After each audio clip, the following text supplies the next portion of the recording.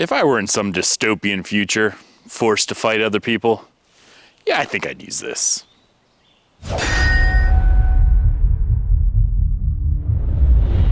Welcome back, sword friends. Today, I have the Azure Forge X00 Arming Sword, part of their AzureX line, their idea of being a modern take on a historical design.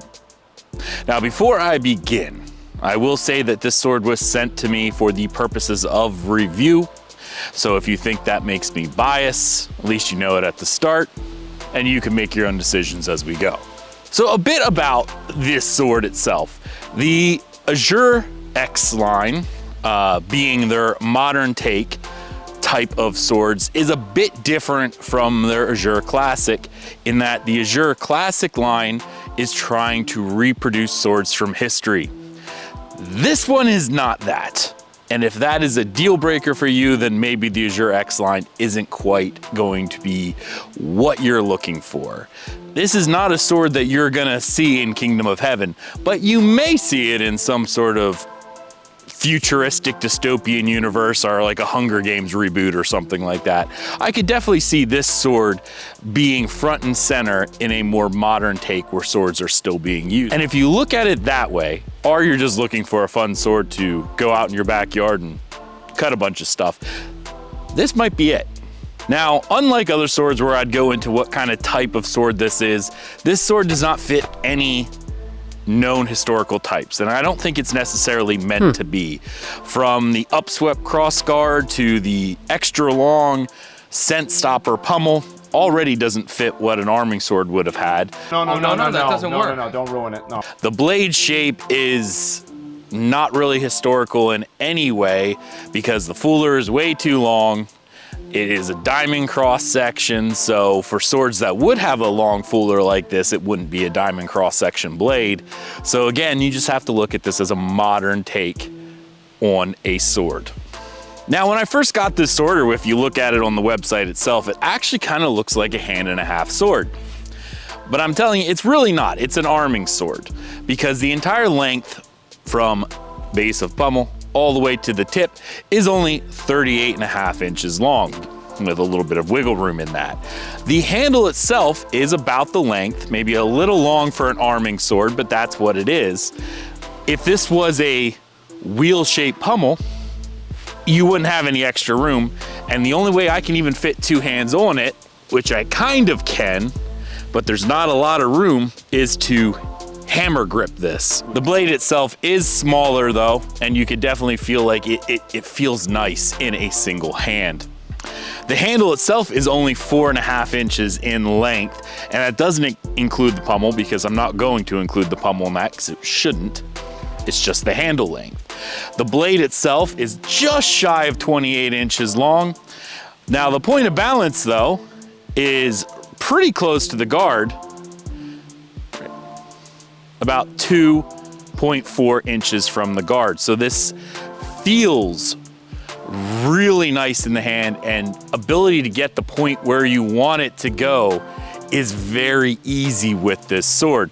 So while this type of pommel may not necessarily be historical, it does add a nice counterbalance for this sword. Now the price of this sword is definitely in the budget line at $255.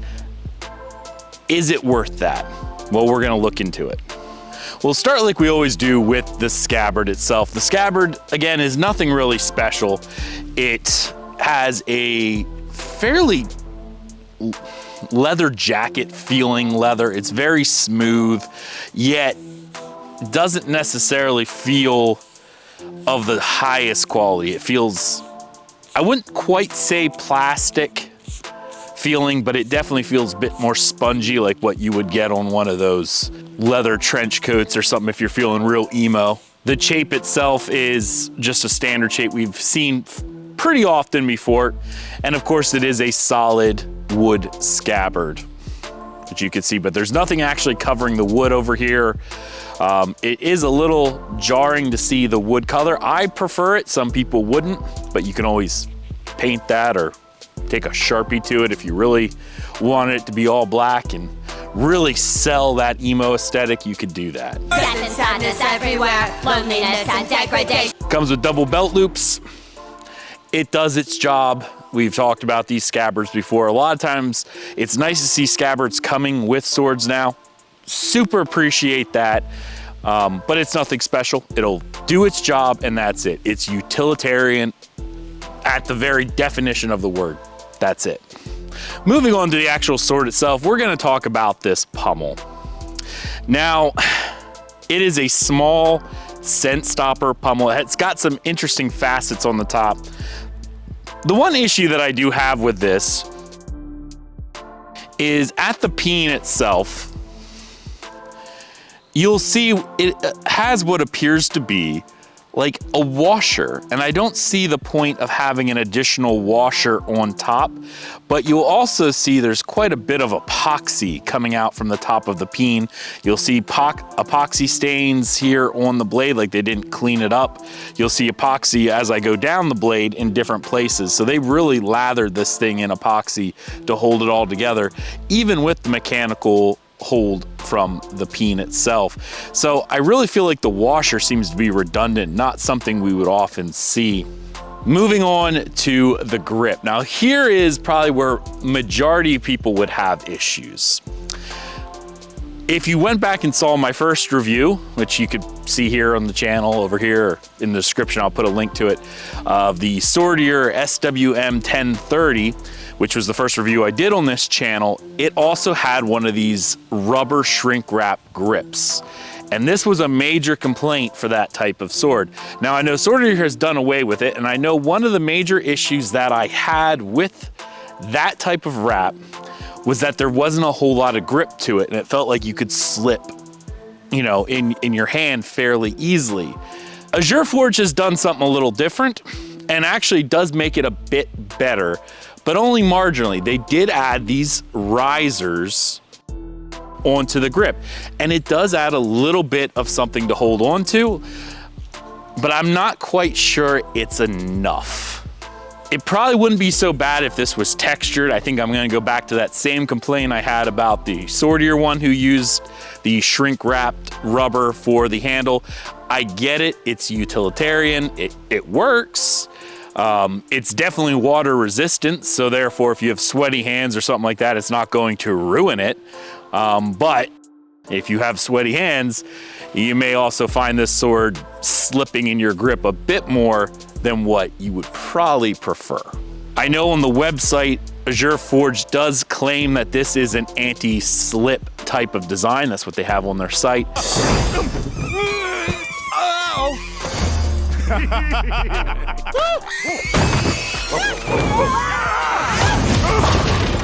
I'm just not sold on it being anti-slip, because if I'm sitting here and I'm like white knuckling it, I could still twist it in my hand. And I mean, I am white knuckling this, and I can spin it all the way around. So I don't think it's as anti-slip as the website says that it is. If this is something that calls to you, a sword that calls to you, and you absolutely hate this wrap, you could always cut it off and rewrap it yourself. And at $255, that might be an option if this is a sword that really speaks to you. Moving on to the Crossguard itself. The Crossguard is a bit wide. It does have a lot of weight though, and I think that does aid in its balance, which does make this a very point-centric sword. I can easily put the point exactly where I want it to go. This is probably one of my favorite thrusting swords solely because of that. It makes thrusting incredibly easy with this sword and the way that it's balanced. So the wider Crossguard, while it is fairly wide, may not be a bad thing. However, you will see there is quite a significant gap. It's tight along the blade, which is nice, but you can see it's not really fit to the blade itself. And I feel like the blade could probably wiggle in that gap. There's also an issue, again, with mine, and this may not be representative if you bought this sword, but there's, again, more epoxy right up here. It's just epoxy everywhere on this sword. You could actually see it here at the base where the grip actually goes into the Crossguard, you'll see there's more epoxy right there. So, I mean, the Crossguard has like a tumbled look, like what you would get if you cast it out of steel and then put it in a tumbler with sand in it to smooth it out. It's dimpled, it's not unattractive. It actually looks pretty nice if you like that kind of look, which I actually kind of do. It gives it a little bit more depth than just a smooth, flat mirror surface, but doesn't take anything away either. It's not poorly done. The dimples in the Crossguard are not so deep that they actually cause issues, so I think it's well done. Now, moving on to the blade itself. The blade here has this satin finish, very much like what you would see on Valiant Armory, on Albion, that kind of satin type finish. And I kind of like it. Now, there is a drawback, and I actually even mentioned this to Azure Forge. Because of the type of finish, it seems like this type of blade itself is a bit more susceptible to staining. In fact, like I've used it in a couple shorts already. You could see there's probably some light staining on the blade just from my daily use of this sword. It's not the worst I've ever seen. It's nothing that affects the structural integrity of the blade itself, but it is there. Now, this is using a 60 Si2Mn steel, and I seem to feel like that does stain a bit more, but it is a good steel. The distal taper of the blade, starting at the base, is just shy of 6 millimeters. It's like 5.94 right here at the base. About the midway point, it does go down to 4.45 millimeters, and all the way out here, about an inch from the tip, it is down to 2.89 millimeters in width. So it does have a nice bit of distal taper. But now that we've actually talked about the blade, let's go and see how it actually cuts. All right, now that we're out here, the weather's nicer than it has been. We have our tatami mat, and we have Azure Forge's AzureX series Arming Sword. Let's see how it does. You know, the interesting part about the sword is, again, it feels really good in the hands. It feels light. There's a lot of weight to it, but it's all back here, likely due to this oversized scent stopper pommel. But the balance feels nice even for a very thin blade.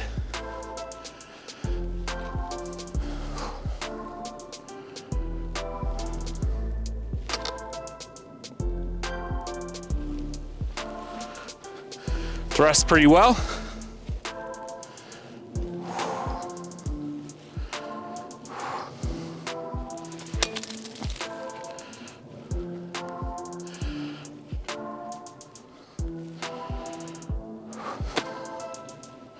The blade is very stiff, so it is nice for thrusting, and it should be pretty nice for cutting.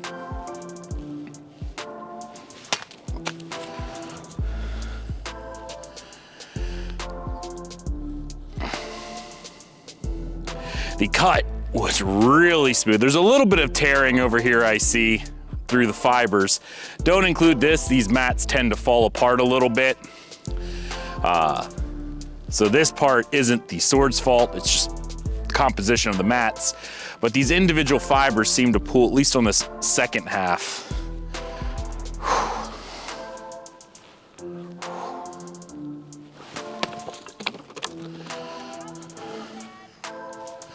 Thank you, son.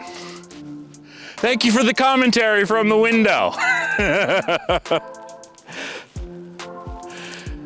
The cut was super clean right here. It didn't make it all the way through the mat, and that might have been because I was trying to use my right hand, and I'm not right-handed. But the cut itself is super clean.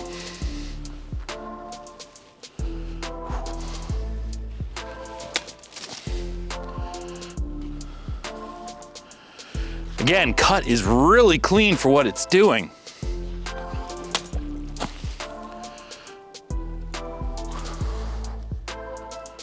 Ooh. Again, I don't know if it's the arming sword itself. I do feel some reverberation in the arm, but that very well might just be me not being used to using arming swords and single-handed swords. It is a little off. Let's try this again.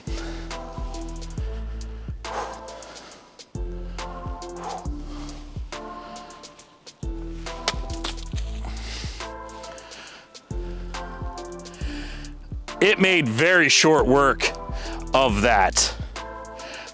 There's a little bit of scooping, but that's again likely from my technique as I'm pulling up and out, but it's still cut so very clean. There's a few fibers that got pulled at the very end of the cut. Again, that's probably my follow through more than the sword itself. Somebody who's probably better with an arming sword would probably not have any issue whatsoever.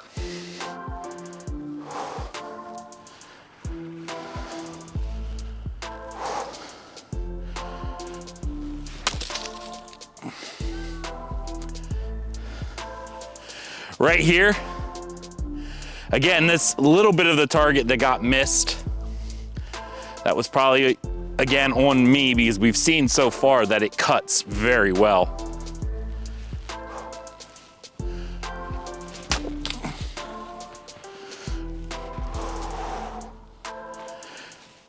Honestly, this is probably one of the smoothest cutting arming swords that I've ever used, given I've only used two. But this is the first.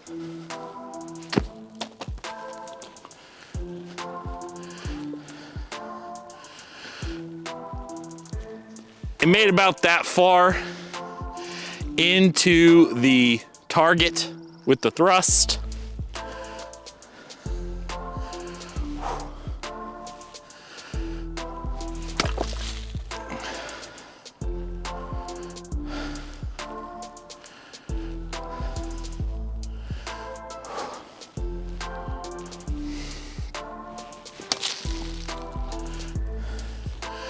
I'm trying to cut downwards.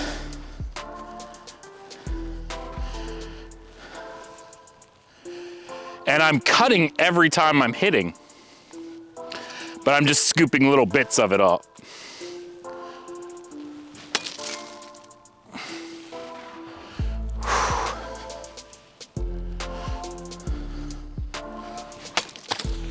All right, beautiful.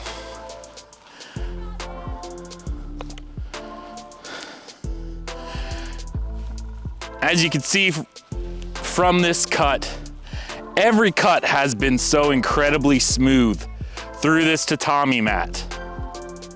No real issues whatsoever. There's some slight pulling of the fibers, as I said, on the second half, and I think that's partially me rather than the sword. But let's give it another target. All right, back with a pool noodle. Again, the real issue would be whether or not the edge is clean enough to be able to carry through the pool noodle each time. Given how well it did with the tatami mat, I can't imagine this will be a problem, but as we all know, pool noodles are a bit weird.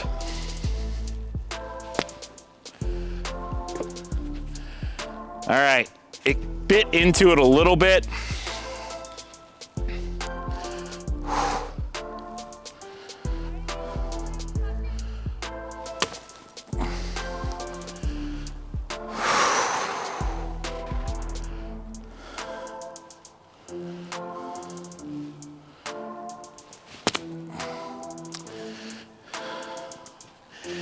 The downward strikes on these pool noodles isn't making it through. I could see that it bite in, but it's not enough. I think the edge angle might be a little too obtuse here. Yes, bud. Point of percussion. Of all that I have done in my life, I am most proud to be your dad. Yes, it's right here. But the edge is probably a bit too bit too thick to really cut through these pool noodles effectively.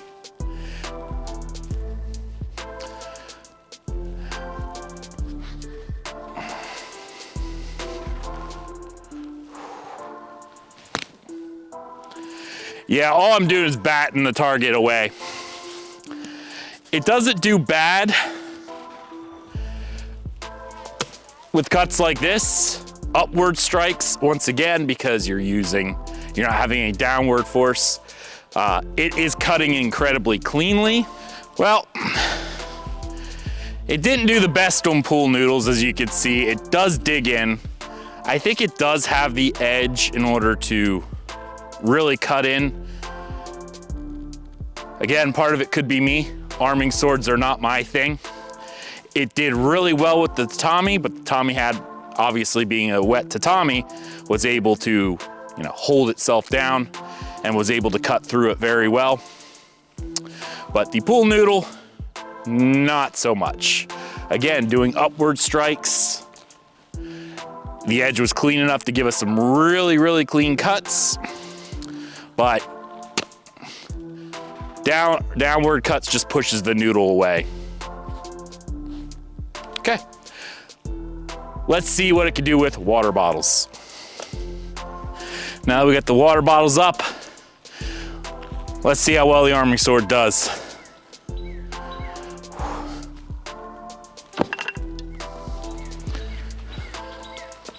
Whew.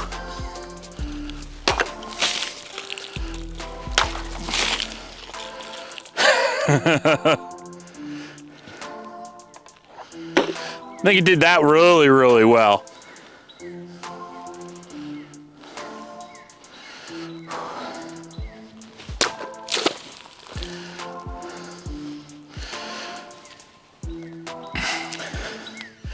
These cuts are incredibly clean with this sword.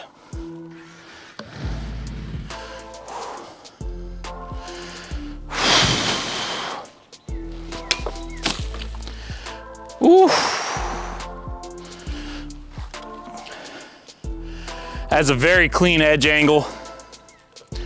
Very clean, no tearing in that cut. Let's try a harder bottle. Give it one last go with this tea bottle here, see how well it does. This is a much harder plastic, so I'm not sure how it'll do.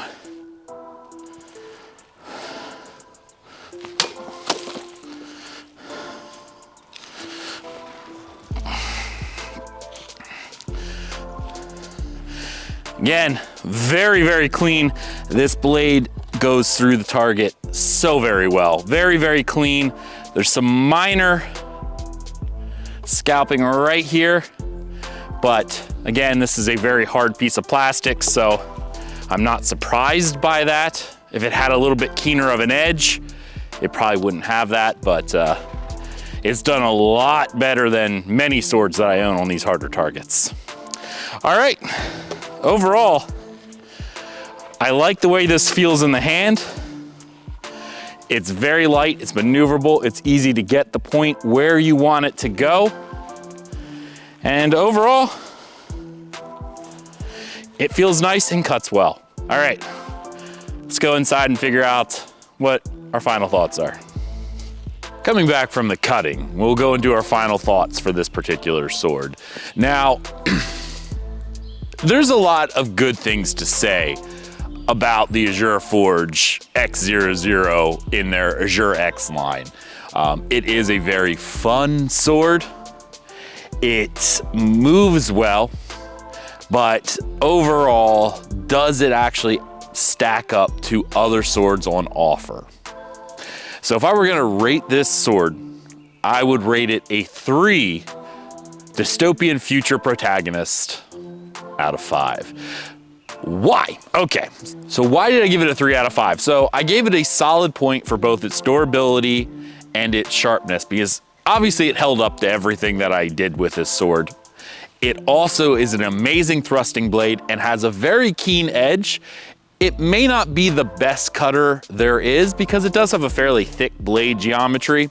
It does make the blade fairly stiff, and it makes it more of a thrusting blade than a slashing style blade. And that's okay, because honestly, doing thrusting attacks with this sword is probably the most fun I've had doing thrusting on any type of sword. So it's a lot of fun. It's a lot of fun and handles so well. Where I had to take away points, obviously, is in the aesthetics. I took a half a point off for that, because not based on whether or not you like this style of aesthetic, because it is this sort of like dystopian future kind of look, but more so for some of the strange things that they've done, like this really weird peen block and washer. It is just not really attractive to the eye.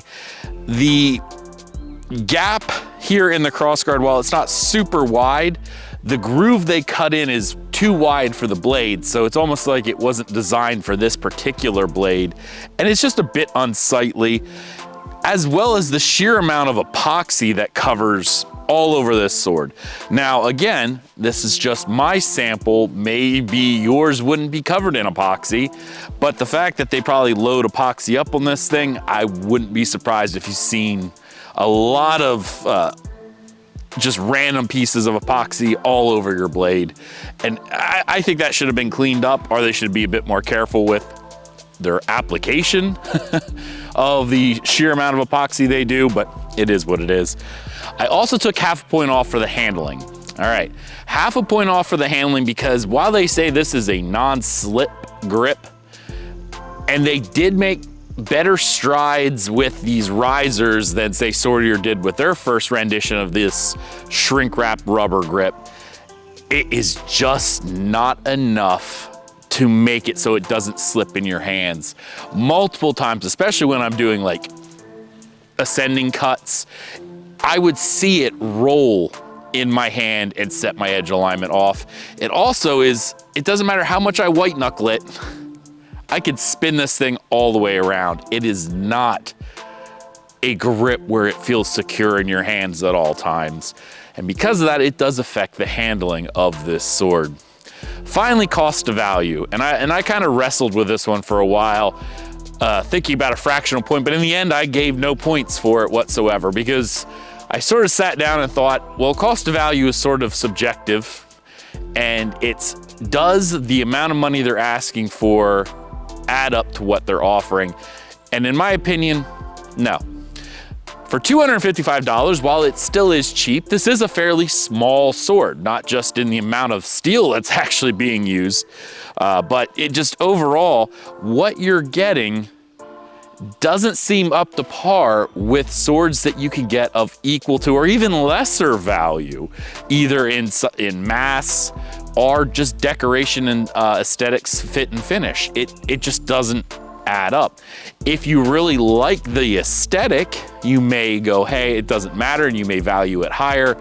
But for me, I feel like you can get nicer swords for less money than what Azure Forge is asking for this particular blade.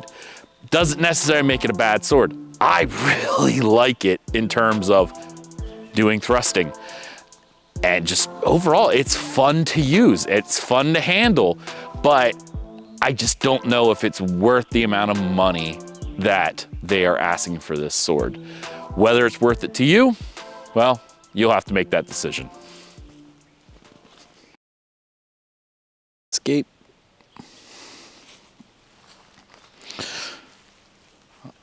I feel like I should adjust this a bit more. Ah! No! Don't fall. Don't fall or break or do stuff I don't want you to do. See, I'm still, all right. Right here seems to be a good level, I think.